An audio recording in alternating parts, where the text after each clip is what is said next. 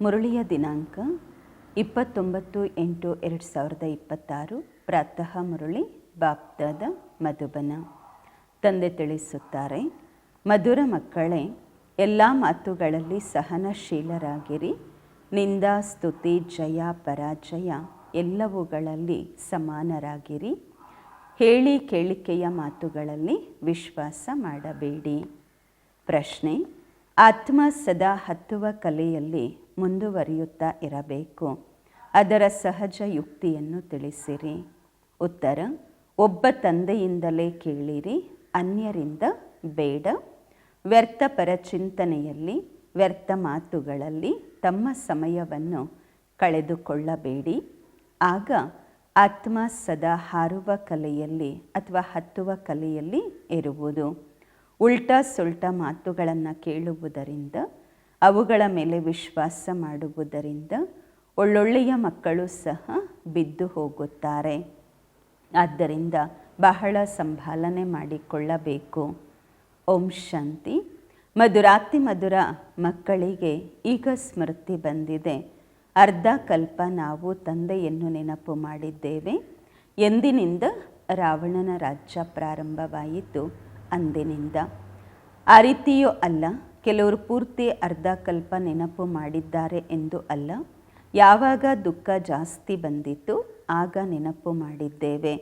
ಈಗ ತಮಗೆ ಗೊತ್ತಾಗಿದೆ, ಭಕ್ತಿ ಮಾರ್ಗದಿಂದ ನಾವು ಇಳಿಯುತ್ತಾ ಬಂದಿದ್ದೇವೆ. ಡ್ರಾಮಾದ ರಹಸ್ಯ ಬುದ್ಧಿಯಲ್ಲಿ ಇದೆ. ಬಾಯಿಂದ ಏನನ್ನೂ ಸಹ ಹೇಳಬೇಕಾಗಿಲ್ಲ. ನಾವು ತಂದೆಗೆ ಮಕ್ಕಳಾಗಿದ್ದೇವೆ. ಆದ್ದರಿಂದ ಜಾಸ್ತಿ ಜ್ಞಾನದ ಅವಶ್ಯಕತೆಯೂ ಇಲ್ಲ. ತಂದೆಗೆ ಮಕ್ಕಳಾಗಿದ್ದೇವೆ ಅಂದಾಗ ತಂದೆಯ ಆಸ್ತಿಗೆ ಮಾಲೀಕರಾಗಿದ್ದೇವೆ. ಕರ್ಮೇಂದ್ರಿಯಗಳಿಂದ ಏನನ್ನೂ ಮಾಡಬೇಕಾಗಿರುವುದಿಲ್ಲ. ಮಕ್ಕಳಾಗಿದ್ದೀವಿ ಅಂದರೆ ಆಸ್ತಿಗೆ ಅಧಿಕಾರಿಗಳು. ಪುರುಷಾರ್ಥ ಅಂತೂ ಮಾಡಬೇಕಾಗತ್ತೆ. ಬಾಕಿ ಆಸ್ತಿಗೋಸ್ಕರ, ತಂದೆಯ ಆಸ್ತಿ ಪಡಿಲಿಕ್ಕೋಸ್ಕರ ಎಷ್ಟು ಪುರುಷಾರ್ಥ ಮಾಡ್ತೀವಿ ಅಷ್ಟು ಪಡ್ಕೊಳ್ತೀವಿ. ಭಕ್ತಿ ಮಾರ್ಗದಲ್ಲಿ ಭಗವಂತನ ಜೊತೆ ಮಿಲನ ಮಾಡಲು ಎಷ್ಟೆಲ್ಲ ಯಜ್ಞ, ತಪ, ದಾನ, ಪುಣ್ಯ ಮಾಡುತ್ತಾರೆ. ಎಲ್ಲೇ ಹೋದರೂ ಎಲ್ಲ ಸ್ಥಾನಗಳಲ್ಲಿ ತೀರ್ಥಸ್ಥಾನ, ಮಂದಿರ ಅಪಾರವಾಗಿ ಇವೆ. ಆ ರೀತಿ ಯಾವ ಮನುಷ್ಯರೂ ಇಲ್ಲ ಪೂರ್ತಿ ಭಾರತದ ತೀರ್ಥಸ್ಥಾನ ಅಥವಾ ಅಪಾರ ಮಂದಿರಗಳನ್ನು ಸುತ್ತಿದ್ದಾರೆ ಎಂದು. ಅಂದರೆ ಎಲ್ಲ ಸುತ್ತಿರ್ತಾರೆ ಅಂತ ಅಲ್ಲ. ಒಂದು ವೇಳೆ ಸುತ್ತಿದ್ರೂ ಸಹ ಏನು ಸಿಗುವಂತಹದ್ದಿಲ್ಲ. ಮನಸ್ಸೇ ಒಂದು ವೇಳೆ ಅಶಾಂತಿ ಇತ್ತು ಅಂದರೆ, ಮನಸ್ಸಿನಲ್ಲಿ ಒಂದು ವೇಳೆ ನೆಗೆಟಿವ್ ಇತ್ತು ಅಂದರೆ, ಎಷ್ಟೋ ಮಂದಿರಗಳನ್ನು ಸುತ್ತಿದ್ರೂ ಸಹ ಏನು ಯೂಸ್ ಇಲ್ಲ.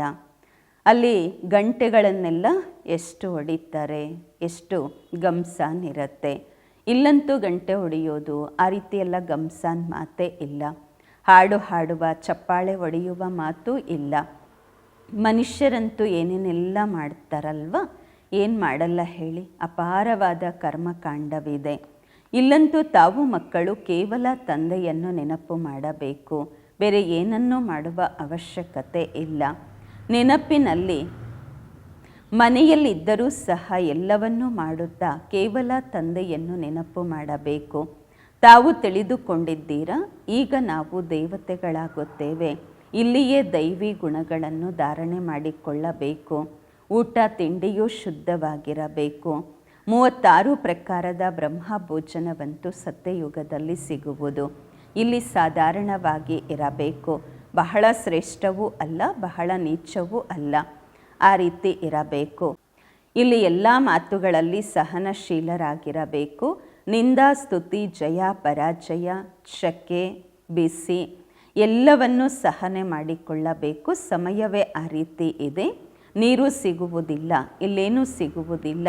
ಸೂರ್ಯನ ತಾಪವೂ ಸಹ ಜಾಸ್ತಿ ಆಗತ್ತೆ. ಸೂರ್ಯ ತನ್ನ ತಾಪಮಾನವನ್ನು ತೋರಿಸ್ತಾರೆ. ಪ್ರತಿ ವಸ್ತು ತಮೋ ಪ್ರಧಾನವಾಗಿದೆ.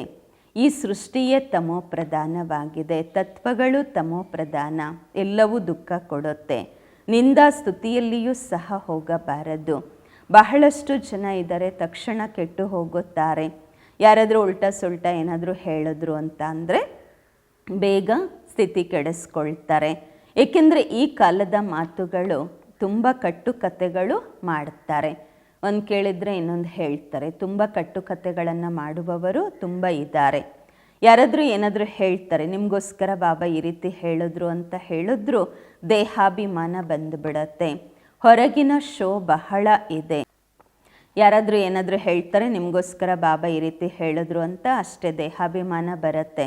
ಹೊರಗಿನ ಶೋ ತುಂಬ ಇದೆ. ಯಾರಾದರೂ ಏನಾದರೂ ಹೇಳ್ತಾರೆ ಅಷ್ಟೇ ಜ್ವರ ಏರ್ಬಿಡತ್ತೆ, ನಿದ್ದೆಯೂ ಸಹ ಬರುವುದಿಲ್ಲ. ಅರ್ಧ ಕಲ್ಪದ ಮನುಷ್ಯರು ಆ ರೀತಿಯೇ ಇದ್ದಾರೆ. ಯಾರಿಗಾದ್ರೂ ತಕ್ಷಣ ಜ್ವರ ತರಿಸ್ಬಿಡುತ್ತಾರೆ, ತಕ್ಷಣ ಮುಖ ಬೆಳ್ಳಗಾಗ್ಬಿಡತ್ತೆ. ಬಾಬಾ ಹೇಳ್ತಾರೆ, ಯಾವುದೇ ಅಂತಹ ಮಾತುಗಳಿತ್ತು ಅಂದರು, ಯಾರಾದರೂ ಏನಾದರೂ ಅಂತಹ ವ್ಯರ್ಥ ಮಾತುಗಳನ್ನು ಹೇಳಿದರೆ ಕೇಳಬೇಡಿ. ತಂದೆ ಎಂದಿಗೂ ಯಾರ ನಿಂದನೆಯನ್ನು ಮಾಡುವುದಿಲ್ಲ. ತಂದೆಯಂತೂ ತಿಳಿಸಲು ಹೇಳುತ್ತಾರೆ. ಉಲ್ಟಾ ಸುಲ್ಟಾ ಮಾತುಗಳು ಒಬ್ಬರಿಂದ ಒಬ್ಬರಿಗೆ ಹೇಳುವುದರಿಂದ ಒಳ್ಳೊಳ್ಳೆಯ ಮಕ್ಕಳು ಸಹ ಕೆಟ್ಟು ಹೋಗುತ್ತಾರೆ. ಅನಂತರ ಟ್ರೇಟರ್ಸ್ ಆಗಿಬಿಡ್ತಾರೆ. ನಿಂದಕರಾಗಿ ವ್ಯರ್ಥ ಮಾತುಗಳನ್ನು ಅನ್ಯರಿಗೂ ತಿಳಿಸುತ್ತಾರೆ. ಭಕ್ತಿ ಮಾರ್ಗದಲ್ಲಿಯೂ ಸಹ ಅಂತಹ ಕಥೆಗಳನ್ನು ಮಾಡುತ್ತಾರೆ. ಈಗ ತಮಗೆ ಜ್ಞಾನ ಸಿಕ್ಕಿದೆ ಅಂದಾಗ ತಾವೆಂದಿಗೂ ಸಹ ಏ ರಾಮ, ಅಯ್ಯೋ ಭಗವಂತ ಎಂದು ಸಹ ಹೇಳಲು ಸಾಧ್ಯವಿಲ್ಲ. ಈ ಅಕ್ಷರಗಳೇ ಭಕ್ತಿ ಮಾರ್ಗದ್ದಾಗಿದೆ. ನಿಮ್ಮ ಬಾಯಿಂದ ಅಂತಹ ಅಕ್ಷರಗಳು ಬರಬಾರದು. ತಂದೆ ಕೇವಲ ಹೇಳುತ್ತಾರೆ, ಮಧುರ ಮುದ್ದು ಮಕ್ಕಳೇ, ಆತ್ಮ ಅಭಿಮಾನಿ ಆಗಿರಿ. ಎಷ್ಟು ಪ್ರೀತಿಯಿಂದ ತಂದೆ ತಿಳಿಸುತ್ತಾರೆ. ಯಾರ ಮಾತನ್ನು ಕೇಳಬೇಡಿ, ವ್ಯರ್ಥ ಪರಚಿಂತನೆ ಮಾಡಬೇಡಿ. ಒಂದು ಮಾತನ್ನು ಪಕ್ಕಾ ಮಾಡಿಕೊಳ್ಳಿ, ನಾನು ಆತ್ಮ ಆಗಿದ್ದೇನೆ. ಆತ್ಮ ಅವಿನಾಶಿಯಾಗಿದೆ, ಶರೀರ ವಿನಾಶಿಯಾಗಿದೆ. ಆತ್ಮವೇ ಸಂಸ್ಕಾರವನ್ನು ಧಾರಣೆ ಮಾಡಿಕೊಳ್ಳುವುದು. ಈಗ ತಾವು ಮಕ್ಕಳು ಆತ್ಮ ಅಭಿಮಾನಿ ಆಗಬೇಕು. ದ್ವಾಪರ ಯುಗದಿಂದ ತಾವು ರಾವಣ ರಾಜ್ಯದಲ್ಲಿ ದೇಹಾಭಿಮಾನಿಗಳಾಗಿದ್ದೀರಾ. ಆದ್ದರಿಂದ ಈಗ ದೇಹಿ ಅಭಿಮಾನಿ ಆಗುವುದರಲ್ಲಿ ಪರಿಶ್ರಮವಾಗುವುದು. ಗಳಿಗೆ ಗಳಿಗೆಗೂ ಬುದ್ಧಿಯಲ್ಲಿ ಇದು ಬರಬೇಕು. ನಮಗೆ ಬೇಹದ್ದಿನ ತಂದೆ ಸಿಕ್ಕಿದ್ದಾರೆ. ಕಲ್ಪ ಕಲ್ಪವೂ ತಂದೆ ಆಸ್ತಿ ಕೊಡುತ್ತಾರೆ. ಈಗ ಆ ತಂದೆಯ ಮತದಂತೆ ನಡೆಯಬೇಕು. ಅವರಿಗಾಗಿ ಗಾಯನವಿದೆ. ತಾವೇ ತಂದೆ ತಾಯಿಯಾಗಿದ್ದೀರಾ. ಆ ಎಲ್ಲ ಸಂಬಂಧಗಳ ಸುಖವನ್ನು ತಂದೆ ಕೊಡುವವರಾಗಿದ್ದಾರೆ. ಅವರಲ್ಲಿಯೇ ಎಲ್ಲ ಮಧುರತೆ ಇದೆ. ಬಾಕಿ ಅನ್ಯ ಮಿತ್ರ ಸಂಬಂಧಿಕರು ದುಃಖ ಕೊಡುವವರಾಗಿದ್ದಾರೆ. ಒಬ್ಬ ತಂದೆ ಎಲ್ಲರಿಗೂ ಸುಖ ಕೊಡುವವರು. ಮಾರ್ಗವು ಬಿಲ್ಕುಲ್ ಸಹಜವಾಗಿ ತೋರಿಸುತ್ತಾರೆ. ನಿಮ್ಮನ್ನು ನೀವು ಆತ್ಮ ಎಂದು ತಿಳಿದು ತಂದೆಯಾದ ನನ್ನನ್ನು ನೆನಪು ಮಾಡಿ ಎನ್ನುತ್ತಾರೆ. ತಂದೆ ತಿಳಿಸುತ್ತಾರೆ, ಇದೇನು ಹೊಸ ಮಾತಲ್ಲ.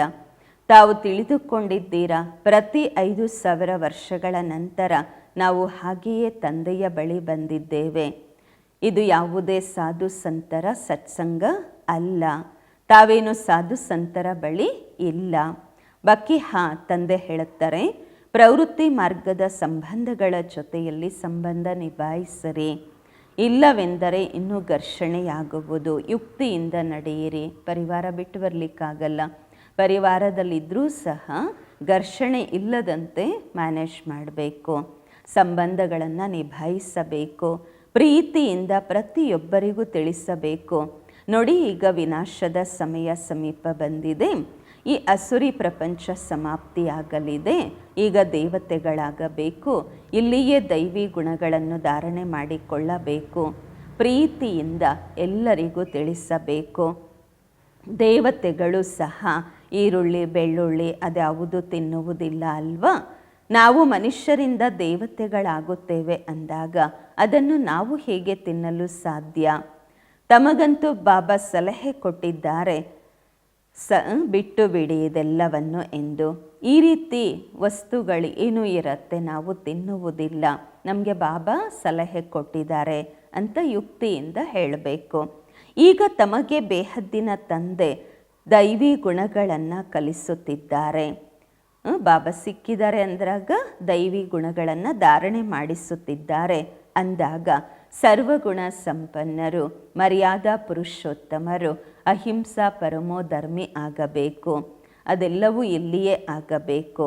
ಇಲ್ಲಿ ಆದಾಗಲೇ ಭವಿಷ್ಯ ಹೊಸ ಪ್ರಪಂಚ ಬರುವುದು. ಇದೇ ರೀತಿಯೂ ಆಗತ್ತೆ. ಹೇಗೆ ರಾತ್ರಿಯ ನಂತರ ದಿನವಾದ ಹಾಗೆ ಈಗ ರಾತ್ರಿಯ ಅಂತಿಮದಲ್ಲಿಯೇ ದೈವಿ ಗುಣಗಳನ್ನು ಧಾರಣೆ ಮಾಡಿಕೊಳ್ಳಬೇಕು ಅಂದಾಗ ಬೆಳಗಾಗತ್ತೆ. ತಮ್ಮ ಪರೀಕ್ಷೆ ಪ್ರತಿಯೊಬ್ಬರೂ ತಾವೇ ಮಾಡಿಕೊಳ್ಳಬೇಕು.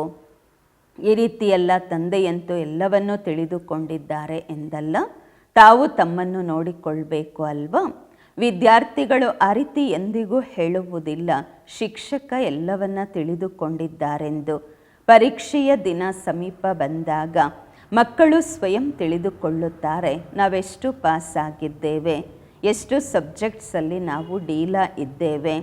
ಅಂಕಗಳು ಕಡಿಮೆ ಪಡೆದಾಗ ಎಲ್ಲರೂ ಸೇರಿ ಮತ್ತೆ ಪಾಸ್ ಮಾಡಿಕೊಳ್ತಾರೆ. ಯಾವುದಾದ್ರೂ ಒಂದು ಸಬ್ಜೆಕ್ಟಲ್ಲಿ ಕಡಿಮೆ ಸಿಕ್ತು ಅಂತ ಅಂದರೆ ಮತ್ತು ಬೇರೆ ಎಲ್ಲ ಟ್ಯಾಲಿ ಮಾಡಿ ಪಾಸ್ ಆಗತ್ತೆ. ತಿಳ್ಕೊಳ್ತಾರೆ, ನಾವು ಇದರಲ್ಲಿ ನಮ್ಮನ್ನು ನಾವು ಪರೀಕ್ಷಿಸ್ಕೊಳ್ಬೇಕು ಎಂದು. ಸೊ ಬಾಬಾ ಹೇಳ್ತಾರೆ, ಮಕ್ಕಳೇ ನಿಮ್ಮನ್ನು ನೀವು ಪರೀಕ್ಷಿಸಿಕೊಳ್ಳಿ, ನನ್ನಲ್ಲಿ ಯಾವ ಕಡಿಮೆ ಇದೆ, ನಾನು ಬಹಳ ಮಧುರವಾಗಿದ್ದೇನೆಯ, ಎಲ್ಲರಿಗೂ ಪ್ರೀತಿಯಿಂದ ತಿಳಿಸುತ್ತೇನೆಯ, ನಾವು ಆತ್ಮರ ತಂದೆ ಪರಂಪಿತ ಪರಮಾತ್ಮ ಆಗಿದ್ದಾರೆ, ಮನುಷ್ಯರ ಮಾತು ಅಲ್ಲ. ನಾವು ನಿರಾಕಾರ ತಂದೆಗೆ ಭಗವಂತ ಎಂದು ಹೇಳುತ್ತೇವೆ. ಭಗವಂತ ರಚಯಿತ ಒಬ್ಬರೇ ಇದ್ದಾರೆ, ಬಾಕಿ ಎಲ್ಲ ರಚನೆ. ಆ ರಚನೆಯಿಂದ ಯಾರಿಗೂ ಆಸ್ತಿ ಸಿಗಲು ಸಾಧ್ಯವಿಲ್ಲ, ನಿಯಮವೇ ಇಲ್ಲ. ಈಗ ಸರ್ವ ರಚನೆಯ ಸದ್ಗತಿ ದಾತ ಒಬ್ಬ ರಚಯಿತ ತಂದೆಯಾಗಿದ್ದಾರೆ. ಅವರಲ್ಲಿ ಸಾಧು ಸಂತರು ಎಲ್ಲರೂ ಬಂದ್ಬಿಟ್ರು. ಎಲ್ಲರ ರಚಯಿತ ತಂದೆ ಒಬ್ಬರೇ. ಇರೋದಂತೂ ಎಲ್ಲ ಆತ್ಮರು ಅಲ್ವಾ, ಅವರು ಸಹ ಸಾಧು ಸಂತರು ಆತ್ಮರೇ ಆಗಿದ್ದಾರೆ. ಮನುಷ್ಯರು ಒಳ್ಳೆಯವರು ಕೆಟ್ಟವರು ಇರಬಹುದು, ಪೊಸಿಷನ್ಸು ಮೇಲು ಕೀಳು ಇರಬಹುದು. ಸನ್ಯಾಸಿಗಳಲ್ಲಿಯೂ ನಂಬರ್ ವಾರ್ ಇರುತ್ತಾರೆ. ಕೆಲವರಂತೂ ನೋಡಿ ಭಿಕ್ಷೆ ಬೇಡುತ್ತಿರುತ್ತಾರೆ, ಕೆಲವರಂತೂ ಆ ರೀತಿ ಇರ್ತಾರೆ. ಎಲ್ಲರೂ ತಂದು ಅವ್ರ ಕಾಲಿಗೆ ಹಾಕ್ತಾರೆ, ಕಾಲಿಗೆ ಬೀಳ್ತಾರೆ ಎಲ್ಲರೂ ಬಂದು. ತಾವು ಮಕ್ಕಳು ಶ್ರೇಷ್ಠರಾಗಬೇಕು, ತಾವು ಬಹಳ ಮಧುರರಾಗಬೇಕು, ಎಂದಿಗೂ ಕ್ರೋಧದಿಂದ ಮಾತನಾಡಬಾರದು. ಎಷ್ಟು ಸಾಧ್ಯವೋ ಅಷ್ಟು ಪ್ರೀತಿಯಿಂದ ಕೆಲಸ ತೆಗೆದುಕೊಳ್ಳಿ. ಹೇಳ್ತಾರೆ, ಮಕ್ಕಳು ತುಂಬ ಬೇಜಾರು ಮಾಡಿಸ್ತಾರೆ ಬಾಬಾ, ಈ ಕಾಲದ ಮಕ್ಕಳು ಇರೋದೇ ಹಾಗೆ ಅಂತಾರೆ ಬಾಬಾ. ಸೊ ತುಂಬ ಮಕ್ಕಳು ಬೇಜಾರು ಮಾಡಿಸ್ತಾರೆ, ಅದಕ್ಕೆ ಕೋಪ ಮಾಡ್ಕೋಬೇಕಾಗತ್ತೆ, ಬೈಬೇಕಾಗತ್ತೆ ಅಂತ ಹೇಳ್ತಾರೆ ಕೆಲವರು ಬಾಬನ ಮಕ್ಕಳು. ಬಾಬಾ ಹೇಳ್ತಾರೆ, ಸೊ ಆಜ್ಕಲ್ ಕೆ ಬಚ್ಚೆ ಹಿ ಏಸೆ. ಸೊ ಹೌದು, ಇರೋದೇ ಆ ರೀತಿ ಮಕ್ಕಳು ಈ ಕಾಲದಲ್ಲಿ. ಪ್ರೀತಿಯಿಂದ ಅವರಿಗೆ ತಿಳಿಸ್ಕೊಡಿ. ತೋರಿಸ್ತಾರಲ್ವ, ಕೃಷ್ಣ ಚಂಚಲ ಮಾಡುತ್ತಾ ಇದ್ರು, ಆಗ ಅವರನ್ನು ದಾರದಿಂದ ಹಗ್ಗದಿಂದ ಬಂಧಿಸಲಾಗಿತ್ತು ಎಂದು. ಎಷ್ಟು ಸಾಧ್ಯವೋ ಅಷ್ಟು ಪ್ರೀತಿಯಿಂದ ತಿಳಿಸಿರಿ. ಅಥವಾ ಸಣ್ಣ ಶಿಕ್ಷೆ ಕೊಡಿ, ತುಂಬ ಸಣ್ಣದು. ಪಾಪ ಅಂಜಾನಲ್ವ, ಮಕ್ಕಳಿಗೇನು ಗೊತ್ತಾಗತ್ತೆ, ಹಾಗಾಗಿ ಅವ್ರ ಮೇಲೆ ಯಾಕೆ ಕೋಪ ಮಾಡ್ಕೊಳ್ತೀರಾ. ಸಮಯವೂ ಆ ರೀತಿ ಇದೆ. ಹೊರಗಿನ ಸಂಘದೋಷ ತುಂಬ ಕೆಟ್ಟದಾಗಿದೆ. ಈಗ ಬೇಹದ್ದಿನ ತಂದೆ ಹೇಳುತ್ತಾರೆ, ನೀವು ಮೂರ್ತಿಗಳನ್ನು ಸಹ ಇಟ್ಟುಕೊಳ್ಳುವ ಅವಶ್ಯಕತೆ ಇಲ್ಲ. ಬಾಬಾ ನೆನಪು ಮಾಡಬೇಕು ಮನಸ್ಸಿನಿಂದ. ಯಾವ ಪರಿಶ್ರಮ ಪಡುವ ಅವಶ್ಯಕತೆ ಇಲ್ಲ.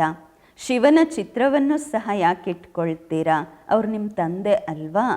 ಮನೆಯಲ್ಲಿ ಮಕ್ಕಳು ತಂದೆಯ ಚಿತ್ರ ಯಾಕೆ ಇಟ್ಕೊಳ್ತಾರೆ. ತಂದೆಯಂತೂ ಅಸೂರ್ ಇರ್ತಾರಲ್ವ, ಜೊತೆ ಜೊತೆಗೆ ಇರ್ತಾರೆ. ತಂದೆ ಅಂದಾಗ ಅವರ ಚಿತ್ರ ಇಡುವ ಅವಶ್ಯಕತೆ ಏನಿರುತ್ತೆ. ಬಾಬಾ ಹೇಳ್ತಾರೆ, ಮಕ್ಕಳೇ ನಾನು ಸಹ ಈಗ ನಿಮ್ಮ ಜೊತೆಯಲ್ಲಿ ಇದ್ದೇನೆ, ಅಜೂರ್ ಆಗಿದ್ದೇನೆ. ಮತ್ತು ಚಿತ್ರಗಳ ಅವಶ್ಯಕತೆ ಇಲ್ಲ. ನಾನು ನೀವು ಮಕ್ಕಳಿಗೆ ಕುಳಿತು ತಿಳಿಸುತ್ತಿದ್ದೇನೆ. ಹೇಳ್ತಾರೆ, ಬಾಬ್ ದಾದರವರನ್ನು ನೋಡಿ ಎಂದು. ಈಗ ಬಾಬಾ ಅಂತೂ ನಿರಾಕಾರ, ಅವರನ್ನು ನೋಡಲಿಕ್ಕೆ ಸಾಧ್ಯ ಇಲ್ಲ. ಬುದ್ಧಿಯಿಂದ ತಿಳಿದುಕೊಳ್ಳಬಹುದು. ತಂದೆ ಹೇಳುತ್ತಾರೆ, ನಾನು ಇವರಲ್ಲಿ ಪ್ರವೇಶ ಮಾಡಿ ನಿಮಗೆ ಜ್ಞಾನ ಕೊಡುತ್ತಿದ್ದೇನೆ. ಇಲ್ಲವೆಂದರೆ ಹೇಗೆ ಬರುವುದು? ಶ್ರೀಕೃಷ್ಣನ ತನುವಿನಲ್ಲಿ ಹೇಗೆ ಬರುವುದು? ಸನ್ಯಾಸಿಗಳಲ್ಲಿಯೂ ಬರಲು ಸಾಧ್ಯವಿಲ್ಲ. ನಾನು ಬರುವುದೇ ಅವರಲ್ಲಿ ಯಾರು ಮೊದಲ ನಂಬರಲ್ಲಿ ಬರ್ತಾರೆ, ಅವರೇ ಈಗ ಲಾಸ್ಟ್ ನಂಬರಲ್ಲಿ ಇದ್ದಾರೆ, ಬ್ರಹ್ಮ ಬಾಬಾ. ನೀವು ಸಹ ಈಗ ವಿದ್ಯಾಭ್ಯಾಸ ಮಾಡಿ ಮೊದಲ ನಂಬರಲ್ಲಿ ಹೋಗಬೇಕು. ಓದಿಸುವವರು ಒಬ್ಬ ತಂದೆಯಾಗಿದ್ದಾರೆ, ಅವರಿಗೆ ಜ್ಞಾನ ಸಾಗರ ಎಂದು ಹೇಳಲಾಗುವುದು. ನಿಮಗೆ ಜ್ಞಾನ ತುಂಬ ಚೆನ್ನಾಗಿ ಸಿಗುತ್ತಿದೆ. ತಾವು ತಿಳಿದುಕೊಂಡಿದ್ದೀರಾ, ಶಾಂತಿಧಾಮ ನಮ್ಮ ಮನೆಯಾಗಿದೆ. ಸುಖಧಾಮ ನಮ್ಮ ರಾಜಧಾನಿಯಾಗಿದೆ, ದುಃಖಧಾಮ ರಾವಣನ ಆಸ್ತಿಯಾಗಿದೆ. ಈಗ ತಂದೆ ಹೇಳುತ್ತಾರೆ, ಮಧುರಾತಿ ಮಧುರ ಮಕ್ಕಳೇ, ತಮ್ಮ ಮನೆ ಶಾಂತಿಧಾಮವನ್ನು ನೆನಪು ಮಾಡಿ, ಸುಖಧಾಮವನ್ನು ನೆನಪು ಮಾಡಿ, ದುಃಖಧಾಮದ ಬಂಧನಗಳನ್ನು ಮರೆಯುತ್ತಾ ಹೋಗಿ.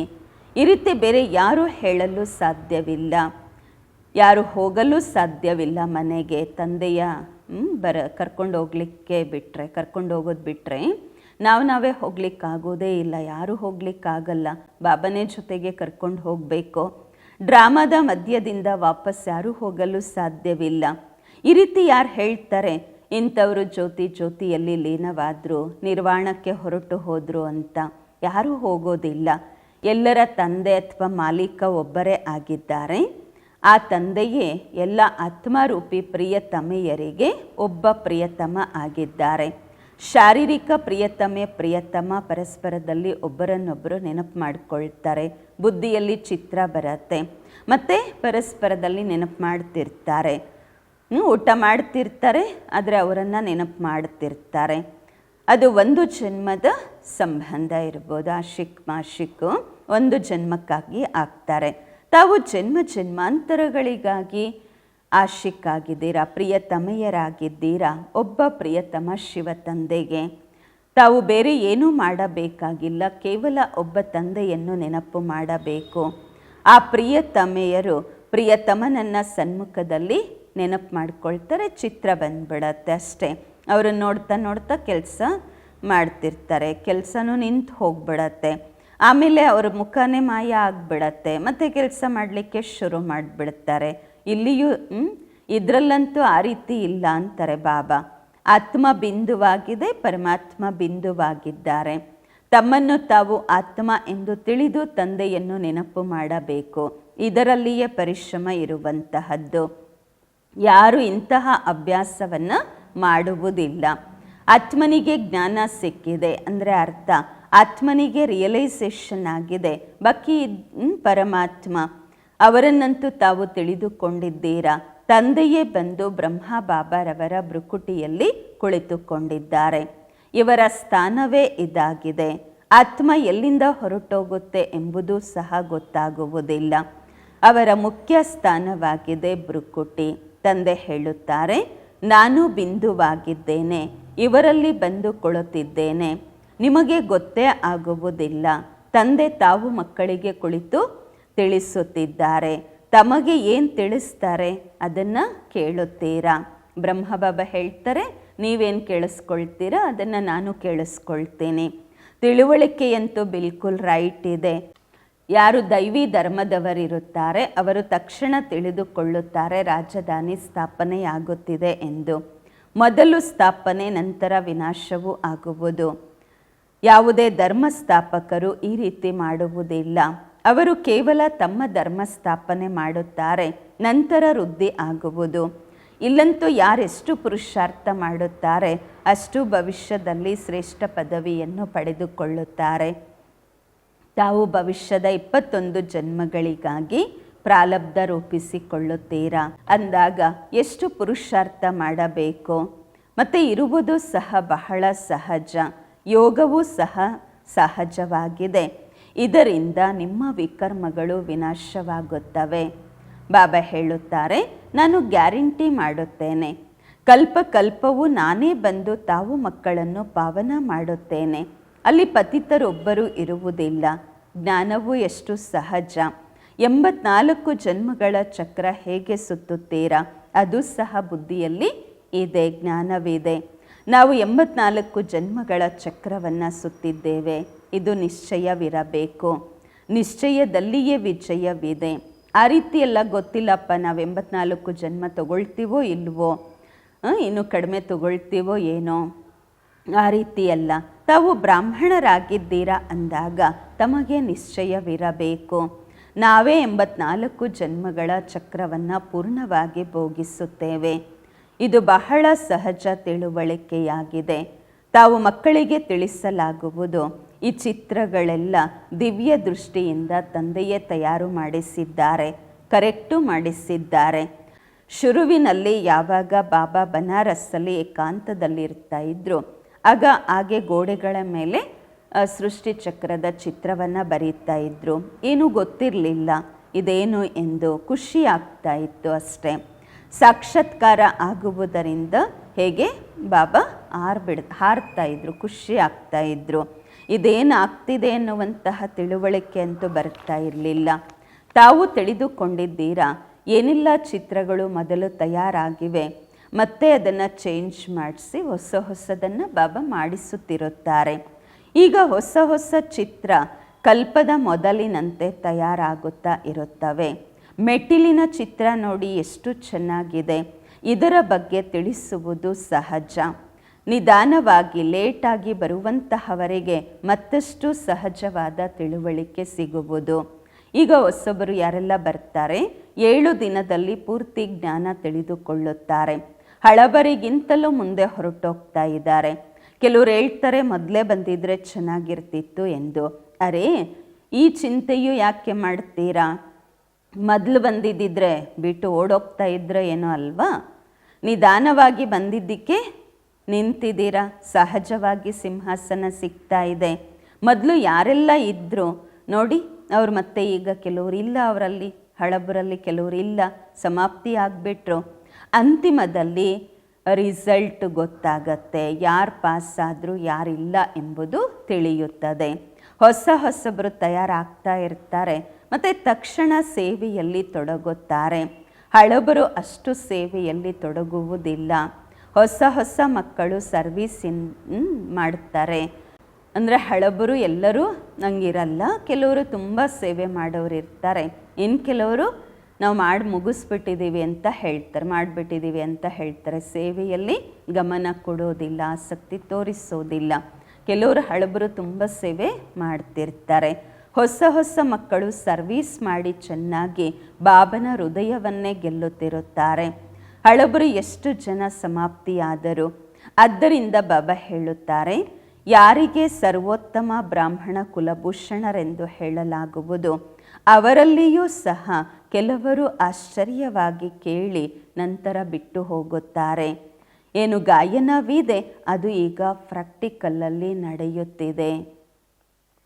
ಕೇಳ್ತಾರೆ, ಹೇಳ್ತಾರೆ, ಮತ್ತು ಬಿಟ್ಟು ಹೋಗ್ತಾರೆ. ಇದು ಗಾಯನವಿದೆ, ಅದು ಪ್ರಾಕ್ಟಿಕಲ್ಲಾಗಿ ಈಗ ನಡೀತಾ ಇದೆ. ಕೆಲವರು ಆಶ್ಚರ್ಯವಾಗಿ ಹಳಬರೇ ಇರ್ತಾರೆ, ಆಶ್ಚರ್ಯವಾಗಿ ಬಾಬನ ಕೈ ಬಿಟ್ಬಿಡ್ತಾರೆ. ಬಾಬಾ ಹೇಳ್ತಾರೆ ಅದೆಲ್ಲ ಗಾಯನ ಏನಿತ್ತು ಈಗ ಪ್ರಾಕ್ಟಿಕಲ್ ಆಗ್ತಾ ಇದೆ. ಜರಡಿ ಆಗಬೇಕು ಅಲ್ವಾ? ಯಾರು ಗಟ್ಟಿ ಇರ್ತಾರೆ ಅವರು ಉಳ್ಕೊಳ್ತಾರೆ. ಒಳ್ಳೆಯದು. ಮಧುರ ಅಗಲಿ ಹೋಗಿ ಮರಳಿ ಸಿಕ್ಕಿರುವ ಮಕ್ಕಳ ಪ್ರತಿಯಾಗಿ ಮಾತ್ಪಿತಾ ಬಾಪ್ದಾದರವರ ನೆನಪು, ಪ್ರೀತಿ, ಬೆಳಗಿನ ವಂದನೆಗಳು. ಆತ್ಮೀಕ ಮಕ್ಕಳಿಗೆ ಆತ್ಮೀಕ ತಂದೆಯ ನಮಸ್ಕಾರಗಳು. ನಾವು ಆತ್ಮೀಕ ಮಕ್ಕಳಿಂದ ಆತ್ಮೀಕ ಮಾತ್ಪಿತಾ ಬಾಪ್ದಾದರವರಿಗೆ ನೆನಪು, ಪ್ರೀತಿ, ಬೆಳಗಿನ ವಂದನೆಗಳು ಹಾಗೂ ನಮಸ್ಕಾರಗಳು. ಧಾರಣೆಗಾಗಿ ಮುಖ್ಯ ಸಾರ. ಫಸ್ಟ್ ಪಾಯಿಂಟು, ತಮ್ಮ ಪರೀಕ್ಷೆಯನ್ನು ತಾವೇ ಮಾಡಿಕೊಳ್ಳಬೇಕು, ನೋಡಿಕೊಳ್ಳಬೇಕು. ನಾನು ಬಹಳ ಮಧುರವಾಗಿದ್ದೇನೆಯಾ? ನನ್ನಲ್ಲಿ ಯಾವ ಕಡಿಮೆ ಇದೆ, ಬಲಹೀನತೆ ಇದೆ? ಎಲ್ಲ ದೈವಿ ಗುಣಗಳನ್ನು ಧಾರಣೆ ಮಾಡಿಕೊಂಡಿದ್ದೇನೆಯಾ? ನನ್ನ ನಡತೆ ದೇವತೆಗಳಂತೆ ತಯಾರಾಗಿದೆಯಾ?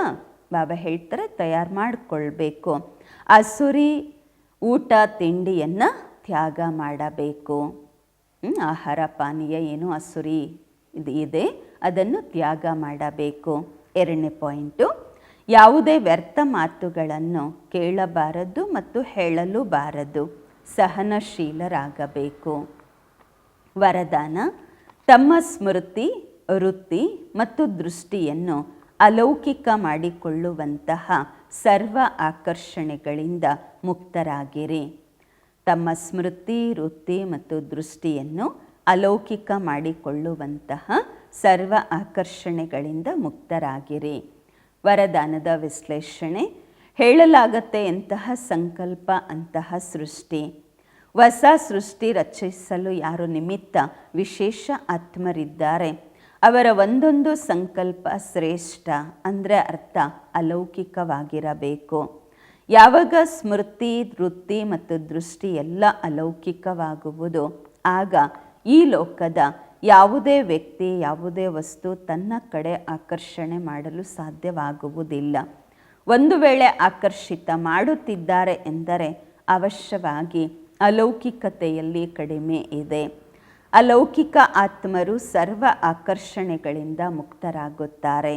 ಸ್ಲೋಗನ್: ಮನಸ್ಸಿನಲ್ಲಿ ಪರಮಾತ್ಮನ ಪ್ರೀತಿ ಅಥವಾ ಶಕ್ತಿಗಳು ಸಮಾವೇಶವಾಗಿದ್ದಾಗ ಮನಸ್ಸಿನಲ್ಲಿ ಗೊಂದಲ ಬರಲು ಸಾಧ್ಯವಿಲ್ಲ.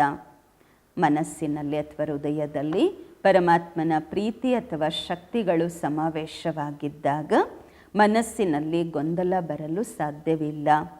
ಅವ್ಯಕ್ತ ಇಶಾರೆ: ಅಪವಿತ್ರತೆಯ ಬೀಜವನ್ನು ಸಹ ಸಮಾಪ್ತಿ ಮಾಡಿ ಸಂಪೂರ್ಣ ಸ್ವಚ್ಛ ಪವಿತ್ರರಾಗಿರಿ. ಸಂಪೂರ್ಣ ಸತ್ಯತೆಯು ಪವಿತ್ರತೆಯ ಆಧಾರದ ಮೇಲೆ ಇರುವುದು.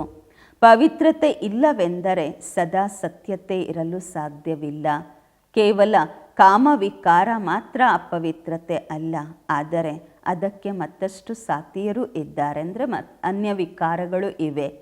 ಅಂದಾಗ ಮಹಾನ್ ಆತ್ಮ ಎಂದರೆ ಅರ್ಥ ಅಪವಿತ್ರತೆಯ ಹೆಸರು ಗುರುತು ಇರಬಾರದು. ಓಂ ಶಾಂತಿ.